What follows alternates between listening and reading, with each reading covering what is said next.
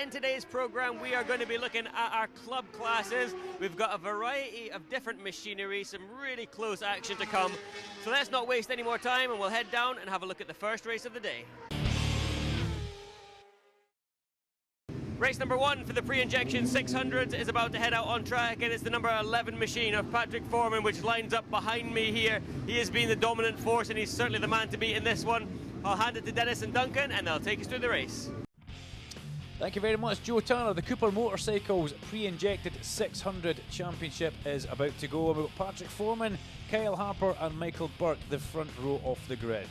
Yeah, pre-injection 600 supported by Cooper Motorcycles, always a great race, Duncan. And well, Patrick Foreman yesterday, wet conditions, was absolutely on a mission. Bone dry out there today. Let's see what he can do this time. Under starters orders, a lot of novices in this class. Good to see the orange t-shirts and orange vests at the back of the grid and out there taking shape. But Patrick Foreman, look at him, hunched over the bars. He means business. Red lights are on. How long are they going to hold for? Quite a long time, actually. Red lights go off and down we go. What a terrible start from Russell Will. That was Alex Bass that went absolutely rocketing past him. We've got Alan Harrow in the mix as well. But leading down towards the first corner for the first time, it's Kyle Harper on the number 84 bike. Second place for Foreman, and Michael Burke tucks into third place, number 86. Russell Will from the Chuchter Racing Squad heads towards Clark Corner. What a start that was for Alex Bass. So where did he actually end up there? Has he got further up or have it dropped him there? He just goes out of sight as he goes through Clark Corner. Yeah, no, he got off to a tremendous start down towards the hairpin. Lost a few spots on the exit, Duncan, but we're coming in towards the top of the Arnold Clark chicane now.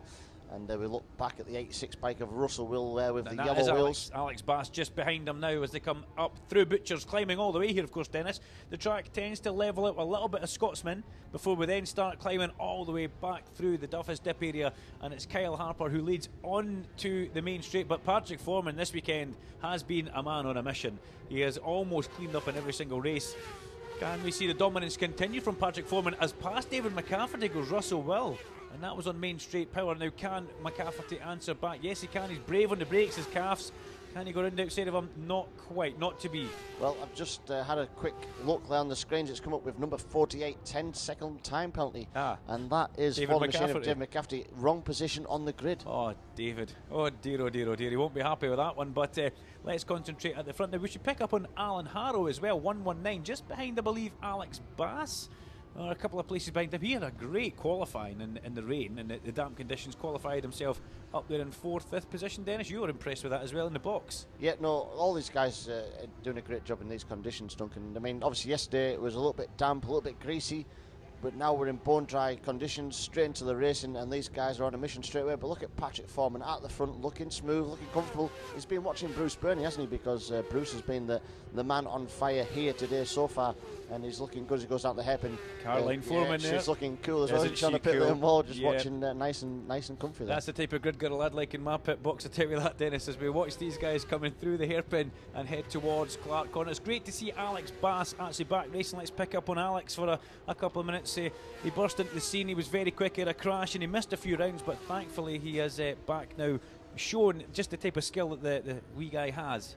Yeah, no, for sure. And watch him coming down towards the top of the Arnold Clark chicane. There we go, the number 89 bike there, black bike of Alex Bass. But we switch back to the man at the front, Patrick Foreman. And Patrick's done a little bit of tinkering over the winter, hasn't he? He's painted his wheels, yeah. They've got the lemon yellow wheels back.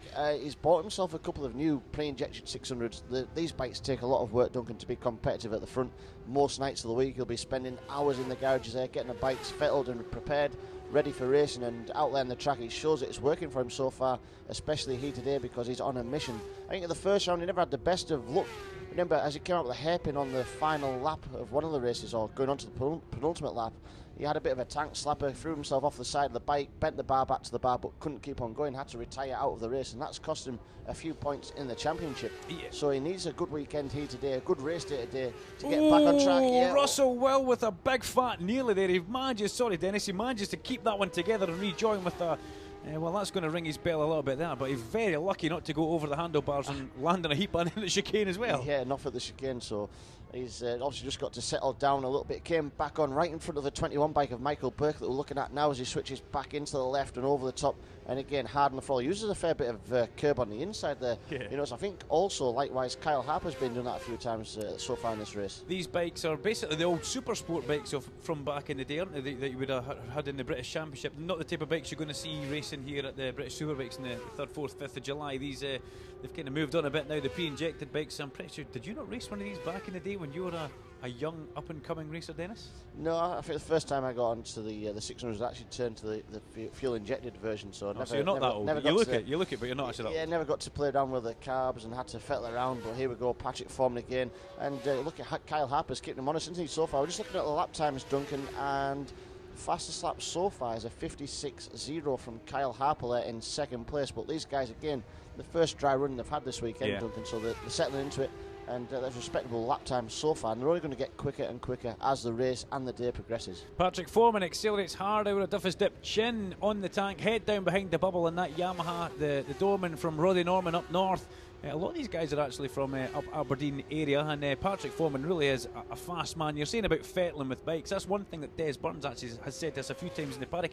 He doesn't know what to do with himself at nights now. He's not in the garage taking bits off of engines and carburetors and that. He's changed oil on his big ZX-10R, and that's really about it. The brake pads. I'm sure Pam and the kids are probably enjoying a little bit more time with Des now. But yeah, again, it just shows you the fact that these bikes, you know, they do take a lot of hard work and a lot of maintenance to keep them running. Whereas the new bigger bikes, you know, the fuel-injected bikes, very rarely go wrong. Keep them clean, change the oil, and away you go. Russell Will seems to have dropped back just that little bit after that big wobble he had at Clark Corner where he rode it kind of rodeo style down the grass. There's Dougie Brown just going through. He's had a bit of a disaster as well. He tipped off in the damp conditions yesterday, wrecked one bike, and is back out on the ex-Bowerbank bike now, isn't he?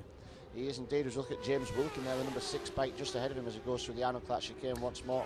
Almost a B-Wiser paint job on that bike, isn't it? The Danny Buchan Superbike paint job, Chris Walker. Yeah, it's looking very similar with the colours, with the black and the yellow. As we see the guys coming through the hairpin here, somebody having a right good old wobble anyway, and that was Russell Will there. That thing was tying itself in all sorts of shapes. The next bike we see is Alex Bass going through the hairpin as we come back towards a nice sunny blue sky here at Knockhill, again past Patrick Foreman's pit crew. And just ticking off the laps here as Dougie Brown manages to get past James Wilkin as we come in towards the hairpin. We're happy with that after it's kind of a building weekend for Dougie Brown now. It's not been the best of starts, but always ever smiling as we see him in the paddock in the pit lane before he goes out then. Yeah, no, for sure. It's good to see him out there doing a good job and having a good race at the moment as he goes through the Clark section of the circuit. And then as we pick up there, just one of the slow riders, and there we go. There's the battle that we're looking for at the moment. Let's just see where they are on the sheets, Duncan. They're a little bit further down the field. They're in battle for 6th and 7th position at the moment as they charge through Butchers and then up towards the Scotsman section. Again, this is a fantastic part of the track. I like this, and again, you're building momentum all the way through. But we switch back towards the front there, and a bit of a wobble there for the 86 bike of Russell Will, a little bit scuddly as we look at Ellie Anderson just coming through the hairpin. She's having a good race out there at the moment. Fraser Cameron Robb and Stuart Marr all in the mix. Yeah, we like Ellie Anderson. It's great to see her back out there. She doesn't particularly like the wet, but she's always a nice wee cheery one, Ellie, and it's good to see her out there on that orange bike. Her and her dad, Mike Anderson, always out there having a good bit of fun. Patrick Foreman round the outside of one of the back markers. That was a brave manoeuvre there, because it's so easy to run out a road. Then he cuts back and goes round the inside of another one as they go up the hill towards Duffus Dip. So Patrick Foreman taking absolutely no prisoners whatsoever with any of the traffic out there. Once he's at them, Dennis, he's past them. He's ruthless, isn't he? You know, and again, you can lose so much time with a slow ride ahead of you, but it just depends on where you catch them and obviously finding your way through. But that was smooth and really easy for Patrick there, as he's again ticking off the laps at the sharp end, charging out once more up towards the Clark section of the circuit. And again, this is probably the hardest part of the track to get right, finding your braking marker and then in towards Clark. You've got to make sure you get into the corner early, get tight to that white line on the inside. What happens if you don't? Do you make the corner tricky for you? Yeah, basically with the camera, if you get in there slightly late, if you're a metre out, it holds you wide all the way through, so you just got to be patient and like I say, get back to it again. But here we go, looking at Patrick Foreman now in towards the top of the Arnold Clark chicane. Look at that, using all the curb on the inside, on the exit, absolutely perfect lines. He charges through into Butcher's, nice little compression, throws you out wide onto that racing line, back through in towards Scotsman corner, and again charging now back into the right hander of Leslie's before he switches it left past the spot of paint. gets to the curb at the top, uses all that. Oh, bit of a moment as he gets on the front. He actually misses apex at the top there. Apex, yeah. Made that a little bit tighter, but he's going to be taking the checkered flag here. Patrick Foreman gets a well-deserved victory. Of all the places to have a wobbly moment, Patrick the last corner, but he does take a very well-deserved victory from Kyle Harper and a good second place here. Delighted to see that. Michael Burke does come home with third. David McCafferty, although there's a penalty, he will get put a little bit further down, but a good result for everybody. Patrick Foreman, he's stamping his authority all over this championship right now. Yeah, wet or dry, he has been the man so far this weekend, and we'll see what happens as it progresses. Back down to front row, Joe, in the pit lane. Patrick, a good start to the day, first place, coming off the back of a good couple of results yesterday as well. Hi, it was. I enjoy a reverse. I enjoy the wheat. Yesterday it was wet. I won a race. Fair dues to the boys. It's still the same three Amigo boys. It's up again. I'm enjoying it when I'm up at the top with them, and I'm happy that I'm winning the races with them. Second place, Patrick. He's on a mission. His confidence is sky high. He's hard to beat, isn't he? He is. He had the pace right for the get-go there. I mean, I got the first lap. I got in the first corner and pole, so try to keep the pace, but I was not holding him back. And once he got past, he was away. The back marker's kind of worked for and against us in certain points of the track.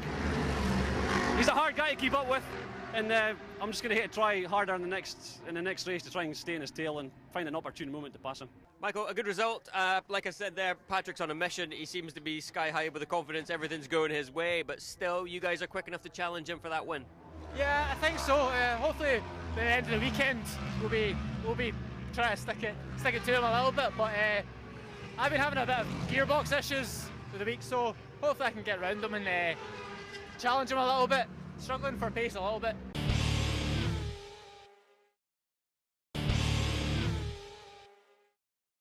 Next out on track we have the lightweights, and it was Torkel Patterson who was absolutely dominant in yesterday's race. Let's see if he can do it again. I'll hand it to Dennis and Duncan for all of the action.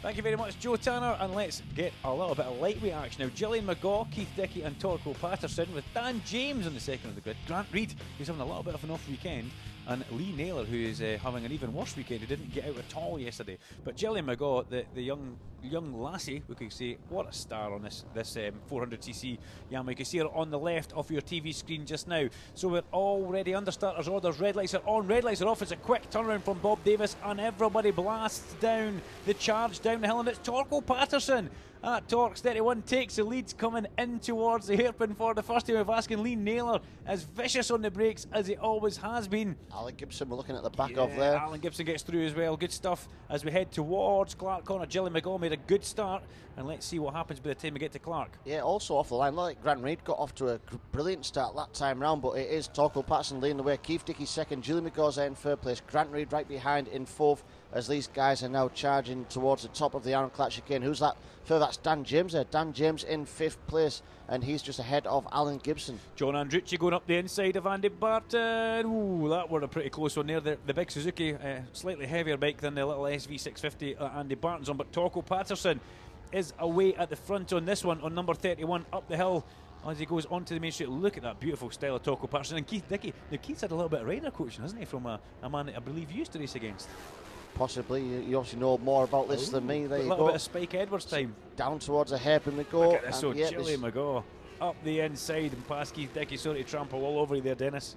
Obviously the rider coaching doing the job there for Keith Dickie as he comes out and heading up towards Clark Corner. You bad man. As we head towards Clark Corner, Keith Dickie is back on the rampage though. But Gillian McGaw is a star in this class. She's absolutely flying on that 400cc. When you look, the next 400cc bike is all the way down in field with Stuart Hamilton, and she's at the lead already. Watching out of the commentary window here, Duncan, the 400 off the corner picks up, it accelerates probably a little bit faster than the Super Twins that's around her. But when it gets to the top end of the rev range, just at the very end of the start-finish straight or the run towards Clark, it only loses out for a short while. But Torkel Patterson has been getting faster and faster throughout the course of the day, and been getting a few tips from his youngest son. I think Lewis has been telling him what he needs to do right to get himself going a little bit quicker. Yeah, young Lewis Patterson on his 125 really is turning into a bit of a star, and hopefully we'll see him on maybe moving up into doing the Super Teens, or you never know, maybe even doing the British Superbike Championship in the Moto Star in a couple of years' time. We'll see how Torkel's back balance can cope with that. But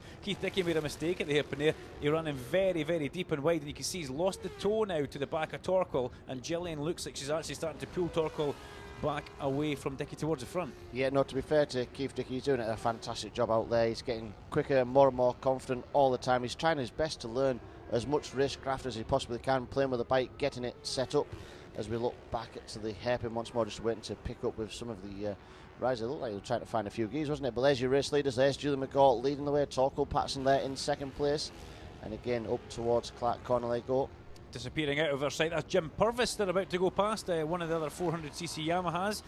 Jim Purvis, Derek Adams still in the Westlake, just coming down into our view as well, with somebody else just tucked up behind him. He's leading the Classic Senior, isn't he? Because John Andrucci post-Classic Senior. Yes, he is that. And look at Jilly McGaw through the Arnold Clark chicane. She's going to go straight underneath Jim Purvis. Look at that bang, and puts a rider between herself and Torkel Patterson. Torkel's got to get through now. Yeah, you can see Torkel actually sit up out of that one, didn't he? And that's compromised him somewhat as he come through the top onto the start-finish straight, and he's lost a fair bit of time. And Julie McGaw, she's been consistent, she's been fast, and let's be honest, she's actually been fairly impressive.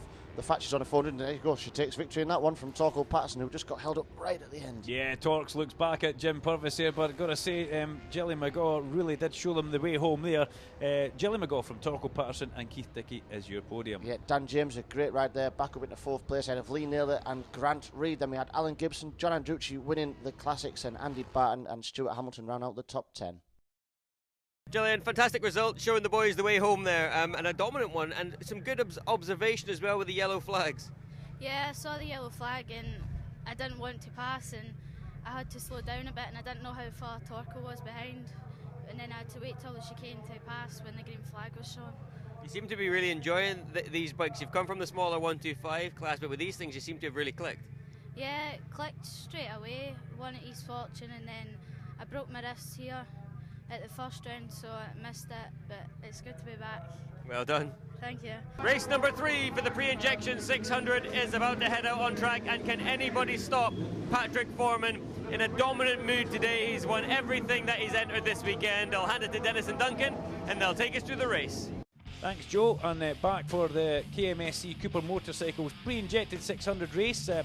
Patrick Foreman. It would be silly not to put 50 pence on the doorman from Rothy Norman. Kyle Harper and Michael Burke, though, will be trying to give him a lot of hard time in this race. You can see we're already on the grid, and again it's Duncan Vincent and Dennis Hobbs in the commentary box here, ready for the off. We're just making sure everybody's lined up in the correct grid positions, and then we will have the red flag withdrawn. Points up to the light source. Bob Davis, the man with his finger on the pulse and on the button. Let's see who gets the jump here. Watch for the lights coming on the top left of your screen. On the go, off they go. That was an incredibly quick start. We're on board with James Wilkin. Looking at the back of him, and quite a few people making their way past down towards the apron. But Kyle Harper again with another one of his accustomed flat out fast starts, and he leads through the hairpin. In second place it looks like Foreman. In third place it looked like we were seeing David McCafferty there. Yeah, I was watching the leaders go up towards Clark Corner. I almost thought I saw Shaw's bike there. Must be me just double taking there as your race leaders go through Clark Corner. And Alex Bass again off to a good start in 5th place. Dougie Brown a little bit better as well this time. He's 2 places back there in 7th, but here goes your race leader in towards the top of the Arnold Clark chicane. It's Kyle Harper from Patrick Foreman. Yeah, Dennis's mouth was open for a couple of seconds at the start there, and he was a little bit lost there, but as we come up through the top of the it looked almost chicane, like Rodney Scott, didn't it, as they come through, and then flick back in towards the left, and then charging down towards the Beakson's Building Supplies Bridge, over the top and down towards the hairpin. Kyle Harper, he's awesome, isn't he? His starts are absolutely fantastic. They're on the money all the time, but this time, well, it's away at the front, Kyle Harper, but in second place, David McCafferty. Yeah, but up the inside, Patrick Foreman having a look at that there momentarily, but David McCafferty, he's doing a good job. He'll be annoyed from earlier on the day, Duncan, with that 10-second penalty that he received for incorrect grid position, but he's charging hard now there in second place. But Kyle Harper looks like he's breaking away at the front. He's managing to pull a little bit of a gap at the moment. 4th place there. Just looking back, there's Russell Wool going through ahead of Alex Bass. Again in towards the top of the Arnold Clark chicane, using a nice smooth racing line. McCafferty goes in a little bit tight. That's cost him a little bit of speed on the exit. Patrick Foreman is onto his back wheel as they come through in towards Scotsman Corner once more. They flick it back into the left, then drive it hard now in towards the right as we come up the hill into the left of Duffers. This was Patrick Foreman's mega, isn't he? He's so fast over here. Look at that. You could see that coming from a while back, building his momentum, building his speed, and he's alongside McCafferty as he comes down towards a hairpin. And that's what these 600s are all about. It's all about keeping your momentum going and not getting caught out, but he's good on the brakes, David McCafferty, as Patrick Foreman tries to go past him but can't. and heads out towards. Now they look like they're both actually starting to pull Kyle Harper back towards them. So, and are they bringing Russell Will forward as well? This could end up being a titanic battle. In front, it could be a 4-bike absolute firecracker. It's Michael Burke, sorry, in 4th place just now, as the guys come through Clark Corner and start accelerating down the back straight. Great to see David McCafferty having some sort of decent form again. We have lost him off the radar a few times lately with the machine issues, maybe small tumbles and possible jump start infringements in certain races. But Patrick Foreman, we see him coming through in 3rd place. He'll be trying to regroup. He knows he's got a fast young man behind him, and he always says that he's got all these young boys around him and he's needing to really try and get it together. Yeah, well, he's fast as he comes through the top of Duffus there, charging down towards the hairpin, but he's never been put under this much pressure across the course of the weekend, Duncan, has he? He's struggling to keep up the momentum of Kyle Harper at the front, as again they come down through into the hairpin. 4th place is Michael Burke, then further back we go. Alex Bass up the inside of Haddo. Does he make it? No, he doesn't. He attempted that. There's quite a long lunge, that. I could see Russell Will almost doing like a Ben Wilson, just trying to get that bike moving around underneath him as he comes in towards the hairpin, just to try and feel exactly what it's doing as your race leader comes through once more. Past the John Young's signage trophies there at Clark Corner. Alex Bass, a beautiful style 3rd bike in the shot there. And these guys are chasing down Russell Will. We've got Alan Harrow just off the back of that in number 119. So good to see Al Harrow up there as well. Stephen Harrow there with Steve the Harrow it is, yep. Yeah, orange vest on as he comes through. Nice looking black and yellow bike. And then switch back and going through. So he's got a problem, Dennis. You've actually just gone and put the cursor on him there. So something's gone wrong with that bike. It looked like a gear selection issue there. Yeah, it cut out, didn't it, on him initially, but it seems to be back going again now. And he's got the head down again. He'll probably learn from that if it does happen again. If it gets going straight away, just get straight back on the pipe. And hopefully it's nothing terminal as the guys are coming down towards a hairpin. He's still ahead of Dougie Brown there. Yeah, I was just pointing at the screen. The next man is Dougie Brown. And let's have a little look for the past starter. Great to catch back up with the guys at the front if that was possible. Just to see how Kyle Harper's lead is getting on as we go down the back straight here towards the Arrow Clark chicane. And great to see such a strong, fantastic crowd out here as well for today's racing, Duncan. It's good. Lots of people here for the Knockhill Motorsports Club race meeting. And they've been treated to some great, fantastic racing. The weather's probably about perfect out there as we look at McCafferty coming through the top of Duffus momentarily. Switch back to the Arnold Clark chicane now. Dougie Brown charging hard through Butchers. Again, a favourite part of the section on the circuit for me, as I go back into the left hand and misses Apex by a little bit. You do absolutely love the chicane part as we move on to our last lap. And look at Kyle Harper. It's the last lap. You've got a big lead. You shouldn't be having the bike making that kind of movement on the front end going in towards the hairpin. Yeah, he's obviously just in a rhythm, Duncan. You know, if you break your rhythm, that's when you start to make a few mistakes. He's just trying to go past one of the other slow riders out there as he charges through in towards Clark Corner once more and carries a lot of speed through there. He does, and he really has shown Patrick Foreman and Michael Burke the way home this time. We're big fans of Kyle Harper. He does sometimes make great starts, but he said he was physically finding it difficult the last time we spoke to him, but maybe he's been away doing a little bit of training, we don't know, but it's great to see him leading the race as he comes in, pitches it onto his left hand knee through Scotsman, picks it up and accelerates nice, hard, constant throttle all the way through the right, back to the left, and then whack, things should be wide open as he uses all the road and powers up to a very well deserved win there, Dennis. You're nodding all the way. Big fans of Kyle Harper, and well done to Kyle Harper. Takes a good win and he looks absolutely delighted with that. Patrick Foreman does get second place just for Michael Burke. That was close at the end. Michael Burke just getting the better of McCafferty. A good scrapper at the end, only a couple of tenths of a second separating those guys. Russell Will was in 5th place, Alex Bax was in 6th, and we have Alan Harrow 7th, Dougie Brown 8th, Lewis Shan 9th, and round out the top 10, Michael Burke.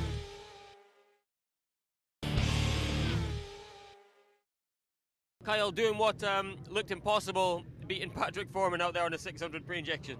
Yeah, I mean, I got a good start off the line around the hairpin first, and I managed to get around the first lap without Patrick passing me, so I thought this was my time to try and break away, because I knew that if he got past me, there would be no chance to sit in his tail, so I just held it, pretty much pinned it as much as I could all the way around. It was pretty hard going, I'll say, but it paid off, and I was watching my pit man in the wall, giving me hand signals, which is helpful, taking a wee bit of the pressure off. You know, it's difficult, I find it quite difficult leading a race, because there's no one to set your markers, your braking markers, and to gauge off of, so enjoyed it. Next up we have the lightweights out on track, and it was Gillian McGaw that took the last win. Let's see if she can do it again. I'll hand it to Dennis and Duncan to take us through the action. Thank you very much, Joe Tanner. Let's get the Scottish Championship lightweights out. Keith Dickey with Dan James and Grant Eden with the Scottish Championship. This sees Gillian McGaw further down the grid. than she would be for that Yeah, show. this is from the qualifying results of From yesterday. Saturday, yeah. So Gillian McGaw got a bit of work to do. Keith Dickey, Grant Reid, who's going to get this one on the front. Oh, a bit of creeping from just about everybody they were looking at there as they make their way down towards the hairpin. But it is, by the looks of it, Keith Dickey, Gillian McGaw fighting her way through the pack already. And here comes an incoming Lee Naylor as we go back on with Alan Gibson looking back. Yeah, That's Dan James on the yeah. inside. Yeah, Dan James had a bit of a trying couple of last meetings, but it's good to see him still here.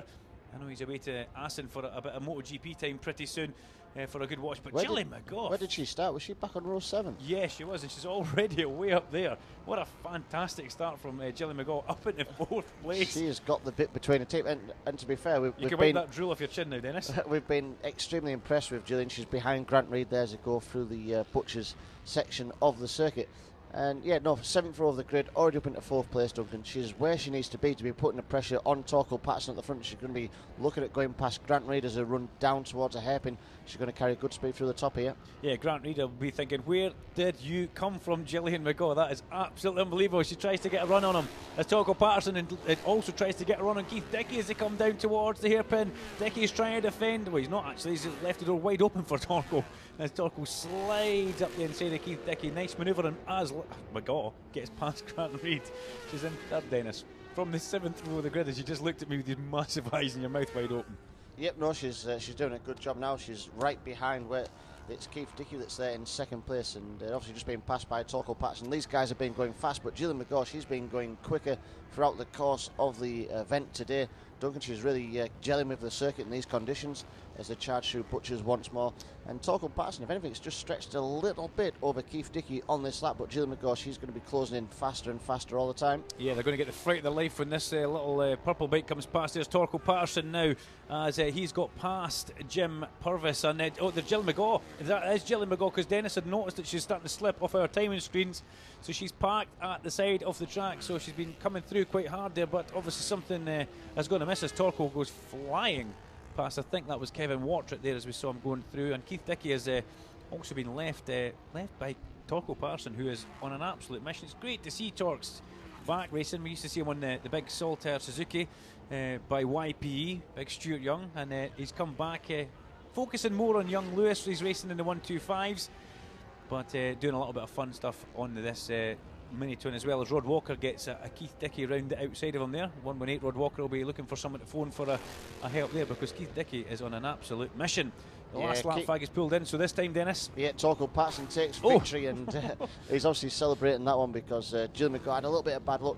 Further down, 2nd place goes to Keith Dickey. He's actually been getting quicker and quicker throughout the course of the weekend, and very well-deserved result for Keith Dickey. Grant Reid there gets himself onto the podium. Things have slightly started to improve then. Lee Naylor over the line in 4th. And Stuart Hamilton wins the 400 battle from Jim Purvis, and Rod Walker does get a podium out of that good 400 battle there, so absolutely cracking stuff. The rest of the guys coming across the line, and the results, yep, well, Dennis gave you the top 3. We get Torkel Patterson winning that race, and he'll be absolutely over the moon with that one. A good commanding win from Torkel Patterson. The next race out on track will be the Formula 125s. It's not very often we get a chance to have a look, but we're going to have a look at race number 1 for these guys, and I'll hand it to Dennis and Duncan to take us through the action. Thank you very much. The 125's already on the grid. It's Lewis Patterson and Lewis Nicol on the front row of the grid with James McLaren and the 2 Lewises. Look at that start from Lewis Patterson. The rest of the young chaps maybe just getting caught out a little bit by the power band in the 125's there, as we see Lewis Patterson flying down towards the hairpin, Dennis. Yeah, it's good to see these youngsters out there. We've got a few more than we did last year, Duncan, and good just to give them a little bit of TV time. But the obviously here, the learning, most of them have got the orange vest on. The exclusion being Lewis Patterson at the front, and his pace has increased massively. And the tips that Lewis has given Torkel obviously worked for the lightweight race earlier on. Absolutely, and we should also talk about Lewis Nicol, who was qualified in 2nd place here. Took 14 seconds off his actual his race pace, his lap time. So good to see him there. But given the 125s a little bit of TV time, not many of them, but Lewis Patterson was the dominant force all the way through this race. He took a very well-deserved checker flag. You can see such was the gap behind them. Another start for the 125s heading down towards the hairpin again, and it was Lewis Patterson all the way. James McLaren was a good starter as well, wasn't he? Orange vest just to the left of him. He's the only one that managed to get the bike off the line, Duncan. A few of them struggling to get them going. I think that's maybe due to the way the power band is on these things. You've rode a 125? Yeah, and I struggled, trust me. I didn't want to pull my weight either, like it wouldn't want to pull your weight. But these guys all starting their trade, starting very young, and good to see that they're all getting a little bit of TV time, getting out there. But Lewis Patterson, James McLaren, and they were away at the front all the way. The lap times for these guys, well, a 1 minute .8 was a pretty good time for Lewis Patterson as we see him coming in towards the Arnold Clark chicane on that number 11 Aprilia. Hopefully we'll see him away doing some super team racing throughout the course of the year then. Yeah, for sure. And again, it's good to see them getting the track time, just getting quicker and quicker. And to be fair, you've got to watch these guys, because only going back a while ago, you got the likes of Rory Skinner doing this, and look where Rory is now. He's Red Bull Rookies, he's out there doing Spanish CV, and this is what we'll be all aspiring to. Yeah, he's at the Red Bull Rookies this weekend, and we're going to get Rory hopefully back up for the British Superbikes on the 3rd, 4th and 5th of July for a little bit of a look in here at Knockhill Racing Circuit, and a little bit of insight from him as well. As the last lap flag was displayed for Lewis Patterson, he was coming out for a very well-deserved win. Yeah, for sure. Lewis Patterson, as like I say, been dominant. He's led every lap of the races. He had actually big off in qualifying. He did, yeah, the top of Duffus, and he ended up almost in towards the pit lane. Such was the place of where he went off.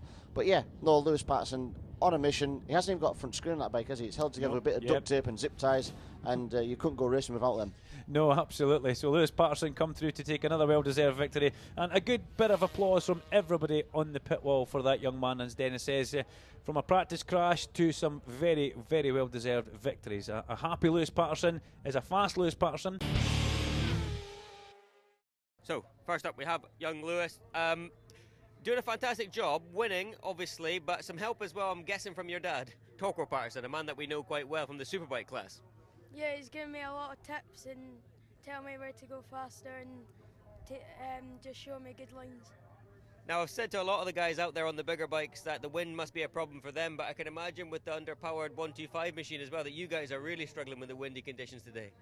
Yeah, it's blowing us about the track and it's just quite hard to control, but you just got to keep your head down, just keep going. James, second place in that one. The leader was gone. He had masses of pace and he could disappear up the road, but still, second place is a good result.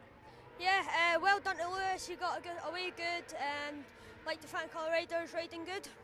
Lewis, third place, and it's nice to see somebody on the podium with the orange bib on. It means that you're fairly early in your racing. Well, I messed up start, so couldn't get away with them, but next race, so. Next race we're going for the win? I'll try, but I don't know. Lewis is quick with his bike, so we'll see. Pre-injection 600 about to head out on track for their final race of the day. This one, in my mind, is between Patrick Foreman and Kyle Harper. These guys sharing the wins so far this weekend. Let's hand it to Dennis and Duncan, and they'll take us through the final race of the day. Thanks, Joe. And yep, Cooper Motorcycles pre-injected 600s about to go again. Can Patrick Foreman stop the fast-charging Kyle Harper? And can he take back the dominance which he has been stamping all over this class? Michael Burke again on the front row of the grid, and look at that, we're already racing as we head down towards the hairpin for the first time of asking past this big crowd here at Knockhill. Patrick Foreman with a bad start, and look at Alex Bass coming up the inside. He's trying to get himself inside that top 5, and Alan Harrow goes across the nose of him, but once again, who do you think got the whole shot? Yeah, Kyle Harper, again on that 84 bike. Yeah, Kyle Harper got a mega start once more. Alex Bass gets off the line, Duncan, but just a little bit early on the brakes, and then people start to come back around the top of him. If he's just a little bit braver, he'd be further up the field, but running in 5th place as he go through Clark Corner for the first time of asking. McCafferty there in 2nd place ahead of Patrick Foreman. Michael Burke right behind. These three last time were separated by a small margin at the finish line because Kyle Harper had a bit of a lead over Burke, McCafferty and Patrick Foreman. Through Scotsman for the first time of asking. McCafferty has got his mojo on, he's got his elbows hanging out as well as Dennis Hobbs leans about inside the commentary booth here as we see Kyle Harper coming up, and looked like he was running a bit wide there, but he managed to get him back. Different styles there as well coming up over the top. Kyle Harper knee out on the floor behind him there. It was McCafferty, wasn't it? Yeah. Leg in next to the side of the bike. Likewise for Patrick Foreman behind to go. Oh, where's Patrick going? Where's Patrick going? Looked like he was taking an outside road to Stirling there. That's a bit of a wide line for him. He was wanting to drive on the way out, wasn't he, as he heads up towards Clark Corner, just trying to carry the momentum through as they run up towards Clark Corner. But yeah, no, Patrick just needs to settle down a bit. He'll be annoyed that Kyle Harper pulled up such a big lead in the previous race. Alex Bass, Al Harrow and Russell Will all going through just out of shot as well there. So the top 4, that you could call them the power 4 at the front here, the guys that we all expect to be, yeah, sorry, that was a bad one, that, Dennis, wasn't it? We expect these guys to be at the front all the time as we come up. Looking at Russell Will going across the crest of Duffy's Dip and using a little bit of that pit exit, not enough, but a little bit. Yeah, and we lost down at the hairpin Patrick Foreman, Duncan. We lost Patrick Foreman down at the hairpin there. As over the top there comes Kyle Harper, then we go further back down the field, and a bit of a gap back before we get to the rest of the front runners coming through up over the top. We are indeed on the final lap. We wait for Kyle Harper, I would believe, coming into shot here to take his checkered flag. There's Harrow and wee Ellie Anderson going through on her orange bike. Dougie Brown again still out there, happy, having fun, but not happy that he managed to wreck one of his bikes in qualifying yesterday. But still good to see him here on the ex-Paul Bauer Bank machinery. So we're just waiting on Kyle Harper coming back into view. The checkered flag is being made ready for the young man who has been absolutely on it this weekend. He goes past his pit crew delighted. Kyle Harper takes a well-deserved victory for the Tuchta racing team there. And like you said, Dennis, unfortunately we lost Patrick Foreman in that one, but Harper from Burke and McCafferty are your top 3.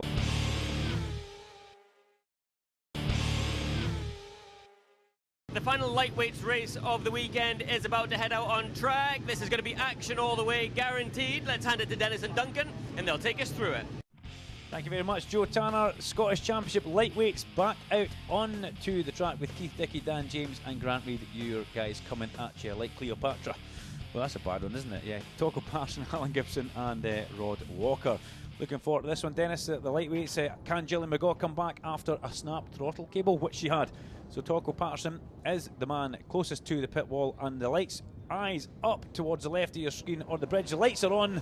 Red lights, and off they go. And what a start from Toco Patterson. He absolutely flies out of the blocks here and heads down towards the apron for the first time, still trailing at the leg. What was that? What was that come off a bike? There was an exhaust. Did an inside of somebody's exhaust come out there? Because that looked a little bit scary there, Dennis. Yeah, it looked like almost somebody hit a bird in. There was like feathers going everywhere. But at the front, it's Toco Patterson as he heads up towards Clark's corner. Keith Dickie right behind. Also, Grant Reid there in the mix straight away. Grant Reid got to the podium. Lee Naylor right behind them. We've got Dan James, Alan Gibson as they go through. Then further back, is that Gillian McGaw starting to make a little bit of progress?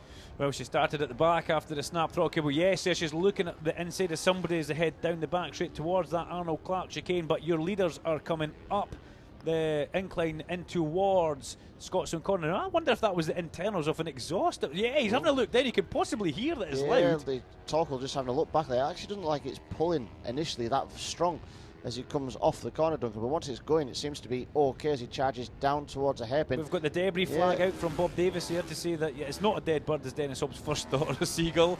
It was the packing from Toco's exhaust. You can see bits of it all over the main straight. There's Gillian McGaw goes through between a couple of bits as she goes past Derek Adams and Andy Barton there.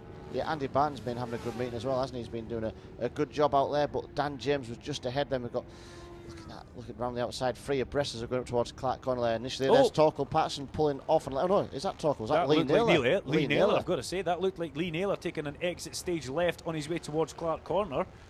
It's not been the greatest weekend for Lee Naylor, unfortunately. A front wheel spacer issue was forcing the bike wheel to lock up as Gillian McGaw goes past Dan James on the entry towards the Arnold Clark chicane. That's not an easy place, Dennis, because you're always on your side as you're going in there. Yeah, for sure. Just looking further back there, doing a good job is Derek Adams on that Weslick. Sounds awesome out there in the circuit and keeping up with some of these modern bikes, doing a good job. But there, look, where has Toco gone? There he is. Yeah, he looks like he's retiring to the pit lane. Rather than parking in the back of the circuit and spectating Toco Patterson, he'll come back inside and have a little cup of tea there. That's what he'll be doing. Almost sound like actually like a MotoGP bike coming down the down the pit lane. So I think it was Toco's exhaust that exploded down there towards a hairpin. Kind of a Dick Dastardly manoeuvre, trying to fire bits of your machinery into the face of the oncoming people like Keith Dickie. You can see him in the pit lane looking down at the back of it now, but yeah, a shame for him there. He was looking like he was set for a good result until that happened. Just have to give it a shout out. Stuart Hamilton obviously out there, but helping Ashley Robson. She had a big crash, didn't she? Oh, she did, yeah. She did a fair bit of damage to the bike, but she's out there. It's slightly twisted, goes around left's better than right, so right's better than left, but she'll have that fixed properly for the next meeting. But she's been riding well throughout the course of the weekend as Ashley, and hopefully that little bit of a setback won't hamper her too much. Yeah, we're big fans of Ashley Robson. She's a really nice kid. She comes from a good family, and it's just a shame that she did do that. But Stuart Hamilton, nice guy. He'll lend anybody anything, and lap record as well. So it's good to see Stuart getting faster on that, and he'll be happy that he's ahead of Jim Purvis. There's a good bit of friendly rivalry that goes on with those guys in the Formula 400 class. But having said that, Gillian McGaw is absolutely flying on her Formula 400 bike. So everybody's going to have to raise their game just that little bitty. Yeah, obviously, unfortunate for Gillian that she had to retire out of the previous race with that snapped throttle cable, or stretched throttle cable, whatever it seemed to be. But we're looking back there at the guys running down in towards a hairpin. Gillian McGaw is just a bit of a star all round. Remember her on the 125 last year. She was very quick, and we didn't know how she would adapt to the bigger bike. And wow, she's got on it, and she's literally hit the ground running. You could say as we watch Jim Purvis heading towards Clark Corner, tucked in behind. I think that's Kevin Wartritt there. Phil Walters. Yeah, Ryan Gibson as well. Oh, thank you. Also they're in the mix as they go through the Clark section of the track and running down towards the top of the Arnold Clark chicane. Indeed, it is the number 10 bike of Mark McEwen that is ahead of them at the moment. Through Arnold Clark chicane, Jim Purvis, lovely guy again. Will not be happy that Stuart Hamilton was ahead of him, but we're going about this friendly rivalry quite a bit. And look at that for a move from Purvis. Wow, he goes siding underneath as they go in through Scotsman Corner there, and picks a little 400 Yamaha back up through the right-hander. And then let's see what Jim's line's like at the top of the hill here. Not too bad, a little bit conservative. Yeah, they left himself a little bit of room, but as he gets past around the outside, they're just lacking momentum as well. Also, the difference in the speed of the bikes there, Dunk. Yeah, big difference in the speed of the bikes there. Jim Purvis's bike didn't look anything like the lightweight 650 Miniton, but look at him on the brakes, coming firing back up the inside, and through he goes. Can he manage to hold it tight, or does he run wide? He runs a little bit wide and flirts with the edge of the track. Fastest lap of the race so far is Gillian McGaw there. She's done a 56.7. Standard. So she's on the fastest lap, but at the front it's Keith Dickey that's leading from Grant Reid. Gillian McGaw, she's just ahead of Dan James and Alan Gibson. So Dan James having another good ride. He had a little bit of an off as well, didn't he? Qualified on the front row of the grid, had a bit of an off-track incident, spent a lot of time getting the bike put back together, and has just been building his confidence up across the course of the weekend since then. Yeah, nice guy from up north is Dan James. Good friends with Dennis Brown, ex-Sidecar, and he's actually on Dennis Brown's old bike, the Super Twin. So Dan's got quicker and quicker, but look at these two battling it out all the way through the twisty part of the circuit. Really are getting right stuck into each other through that twist area. Yeah, Jim Purvis getting the better through the tight, twisty stuff, but up over the top, loses that momentum as he drives down towards the hairpin. He's got all the hard work to do again, wants to get onto the brakes. Yeah, Rod Walker, the next bike interview, number 118, but Phil Walters and Jim Purvis are having a lot of fun out there. But ultimately, if you've got a bike that's not as quick in a straight line, you do start to get that little bit frustrated, Dennis. Yeah, for sure. And again, it's when you start pushing past the limit is when things go wrong, because you'll be frustrated. You're losing time in a straight line. You try and make it up on the brakes in the corner, your corner speed, exit speed, and you're putting yourself in a great area of making an error. But you've got to say at the moment, Jim Purvis doing a good job. He's trying to catch back up towards the rear wheel of Phil Walters and go into the Arnold Clark chicane once more.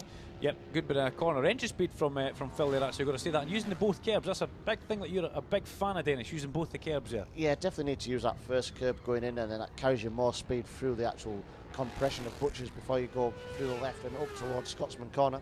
Yeah, there goes Jim Purvis now up over the crest of the hill. He'll be wanting to get really a good bit of momentum here tucked in to try and pick up some sort of slipstream off the back of Phil Walters, but it is not to be. It's not going to happen there as McHugh comes through over the crest hill. Then Walters. Look at Rod Walker though. Rod Walker is coming in and he wants to join the party. Yeah. He wants a bit of Jim Purvis time. Well, Phil Walters obviously out there in the SV650, but behind him Jim Purvis, a 25 bike. He's on the old Yamaha FZR 400. And Rod's on a Kawasaki. So it's all going to be happening. Rod Walker looks like he's carrying more momentum. There's Keith Dickey. Here comes Keith Dickey. Yeah, lightning Rod Walker, we should maybe call him, because he's getting quicker all the way. That's Ashley Robson. He's just gone past there.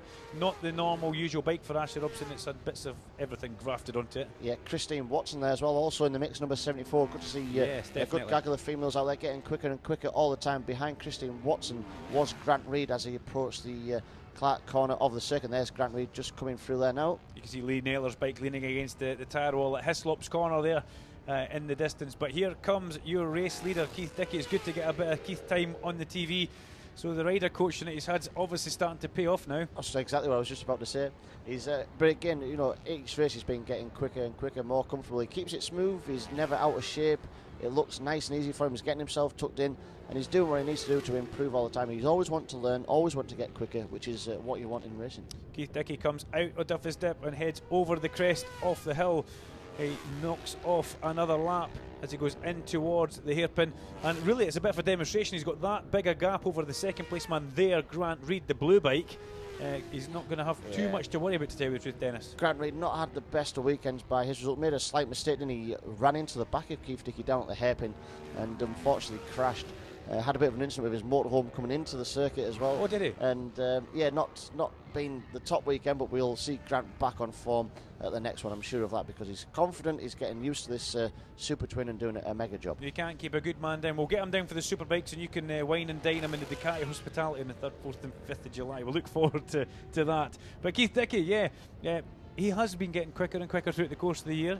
There's a bit of rivalry between him and Dan James, but Craig Shurlaw is a good sponsor of Keith Dickey, and he'll be absolutely delighted to see his men at the front, because he's got a good bunch of riders this year, the Shurlaw's camp, with young Lewis Rollo in the Superstock, Darren Ross, Chris Duncan, and also a bit of Keith Dickey. It's a good stable of riders, Dennis. It's a shame we're actually not seeing Craig out there racing himself, because he's a great talent. He's been at the front, absolutely, charging for wins in the Superbike class and in other classes as well, whether it be on lightweights. A good talent, especially out there on the roads as well. But instead of racing himself, he's sponsoring, working hard on the shop, growing the business, and again keeping his feet firmly on the ground. Yeah, big high side last year, I think, at reverse direction meeting going through the Arnold Clark chicane, where he kind of made his wrist into a bag of cornflakes. So unfortunately for him, he had probably a bit of a setback there, and focusing on building a good race team. That's right. I was on the Triumph, wasn't he? But as we look back at the 118 Rod Walker, Lightning Rod, or Welding, we'll call it. We'll pick a nickname up for a Walker, but don't class him as a stock car. No, absolutely no. Never thought of that. As Keith Dickey comes onto the main straight here and tucks in behind, trying to get a slipstream. The last lap flag's about to be pulled in for him, and he is going to get the checker flag as he's right behind Rod Walker. What a great victory for Keith Dickey. A good commanding victory. We wait for Grant Reid to come into view. He's just gone over the crest hill. There is your man, Grant Reid. He looks delighted with that second place, Dennis, after a bad weekend, and Gillian McGaw gets a third. Yeah, we expected Gillian McGaw to probably get to the front of that one, didn't we? But she finished there in third place in the end. Further down, Dan James was fourth. Fifth place went the way of Alan Gibson. Andy Barton there in sixth place, ahead of Stuart Hamilton out there in the 400. A race win. It was all kicking off behind you, but for you it was all fairly plain sailing.